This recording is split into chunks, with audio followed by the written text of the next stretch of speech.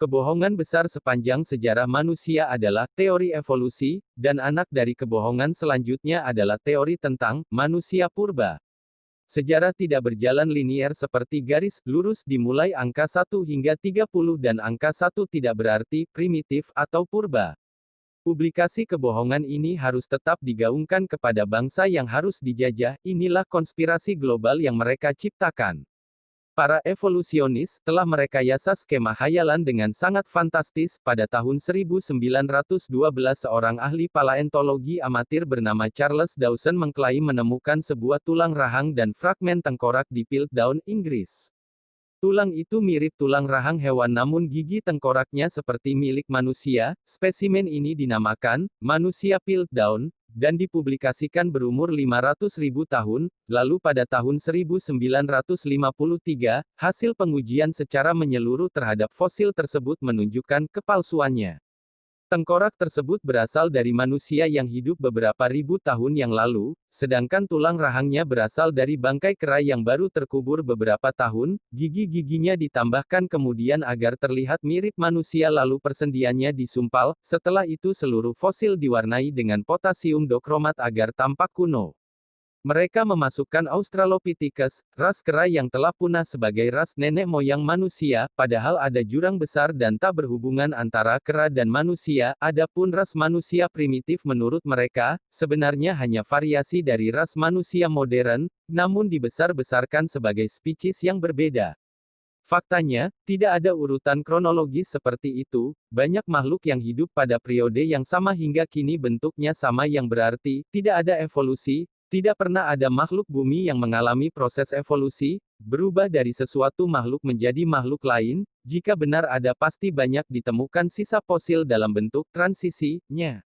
Manusia purba tidak pernah ada, sebab teori evolusi juga tidak pernah terbukti. Evolusi adalah bohong, jadi akan sia-sia saja jika museum purba kala yang menyimpan fosil leluhur kita dipakai untuk melanggengkan teori evolusi. Ada sejuta kejanggalan yang memaksa teori evolusi termasuk teori manusia purba harus dihapus dari buku pelajaran di sekolah. Van Koenigswald, dia pertama kali menemukan fosil ini di daerah Sangiran pada tahun 1936. Menurut Van, manusia purba di Indonesia tidak seperti jenis-jenis manusia purba lain di dunia karena fosil manusia di Nusantara adalah manusia yang bukan primitif. Tapi manusia yang sudah berperadaban tinggi dan maju, itu yang tidak difahami Van Koenigswald. Fosil manusia tertua di dunia ada 8 dan 6 di antaranya ditemukan di Nusantara Indonesia ada di Sangiran Sragen. Ini manusia bukan kera, ini membuktikan bahwa peradaban manusia awal di muka bumi ada di tanah ini, Nusantara Indonesia. Bukti fisik, ditemukan fosil dengan perkiraan hidup pada masa 150.000 SM berdasar uji karbon, di Sangiran Pulau Jawa. Museum Purbakala Sangiran adalah museum arkeologi yang terletak di Kalijambe, Kabupaten Sragen, Jawa Tengah. Di sini jejak tinggalan fosil manusia berumur 2 juta tahun hingga 200.000 tahun masih dapat ditemukan relatif utuh dan lebih baik dari yang lain. Antropolog bersepakat bahwa leluhur manusia saat ini adalah Homo erectus yang hidup di Pulau Jawa. Manusia terdahulu Nusantara sudah menyebar ke penjuru muka bumi dibuktikan dengan temuan fosil juga berdasar penelitian genetik DNA dan penyebaran bahasa. Dalam wacana keilmuan tentang penyebaran manusia, teori out of Africa dinilai lemah dibanding dengan teori out of Sundaland. Manusia Nusantara tidak berasal dari tanah Yunan, Sungai Mekong. Fosil tertua yang ditemukan di sana serupa dengan yang ada di Sangiran, juga fosil manusia tertua yang ditemukan di Australia. Ini bukti bahwa leluhur kita yang ekspansi, menyebar ke seluruh muka bumi. Museum Sangiran, bukan museum manusia purba atau museum yang mempropagandakan teori evolusi, yang jelas terbukti, fiktif, dan tidak berdasar pada hasil kesimpulan penelitian, fakta ilmiah. Kita lihat kenyataan ini di sana sekarang. Ayo, berpikir cerdas tentang siapa sebenarnya kita bangsa Nusantara. Belajar dari sejarah adalah melihat mundur 2 langkah ke belakang untuk melompat 1000 langkah ke depan. Bagaimana kita bisa melompat jauh ke depan jika catatan sejarah penuh dengan kebohongan?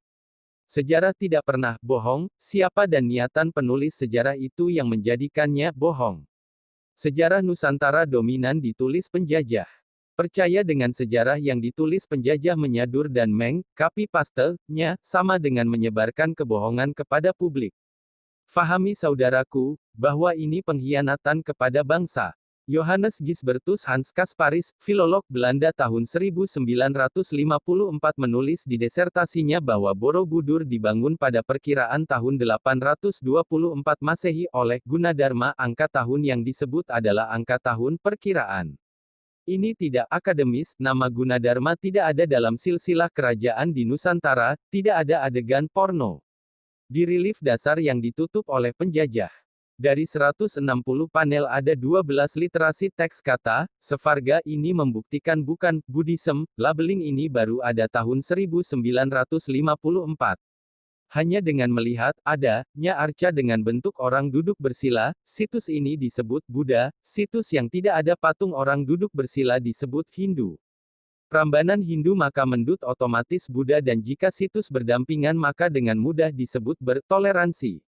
Penelitian oleh Con de Groot 1858 terhadap situs Muara Takus menyimpulkan tanpa melabel ini Hindu, Buddha. G. Durich van Bieshole 1879 labeling, Muara Takus ini Hindu. W.P. Groenevet, tahun 1879 sampai tahun 1880, tidak menyebut situs Muara Takus Hindu, Buddha. R.D.M. Verbeek dan E. Th. van Delden, 1881, labeling ini Hindu.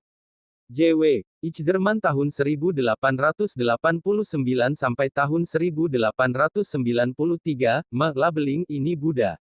N.J. Krom 1912,1923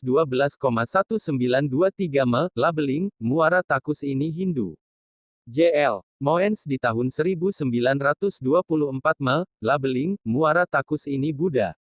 F.D.K. Bos 1925, 1930,1946, Bos Muara Takus labeling ini Hindu. F.M. Snitger April tahun 1935 labeling, Muara Takus ini Hindu.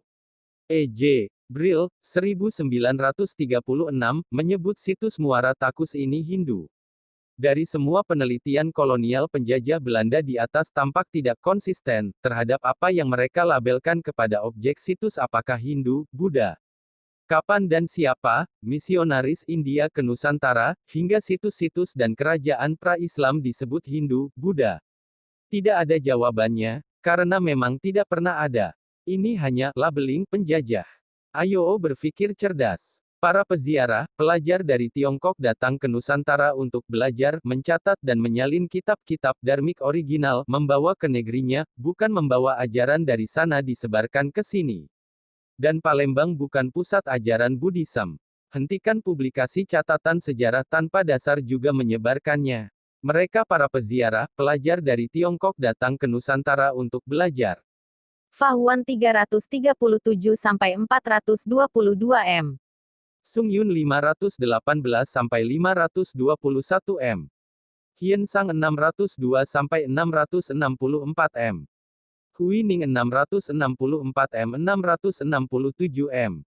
Ising 671-695 m. Atisa di Pamkara Ricnana, tahun 1013 m. Di mana pusat dan awalnya ajaran, dharmik original itu berasal juga tempat pembelajarannya. Jika kita berkendara menuju situs Muara Takus di 13 Koto Kampar 2 km sebelum mencapainya pada jalan sisi kiri kita akan berjumpa dengan Pasar Adagapura yang menunjukkan nama daerahnya tertulis Koto Tuo. Nama Koto Tuo adalah berasal dari kata Kato Tuo, literasi teks Koto, bukan berarti kota tapi berarti kata, dalam dialek lokal yaitu Kato Tuo, nama awal disebut Kako Nan Tua, kata yang tua adalah dua kalimat syahadat. Di tempat inilah sejarah mencatat saat Kadatuan Srivijaya berislam.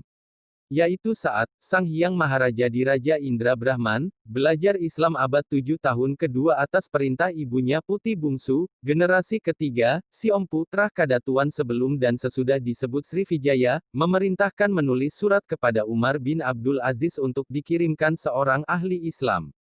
25 tahun kemudian pada abad ke-7 tahun ke-27 datanglah utusan atas permintaan Indra Brahman, kepada Abdullah Hattab melalui surat kepada Khalifah Umar bin Abdul Aziz dari Kekhalifahan Umayyah, didatangkan utusan bernama Abdurrahman bin Abdullah bin Abdul Jabbar. Makam para pendakwah Islam berurutan dari sejak awal masuk ke Nusantara. 1. Pasai. 2. Johor. 3. Malaka. 4. Perlak. 5. Pidi. 6. Langsa. 7. Lamuri.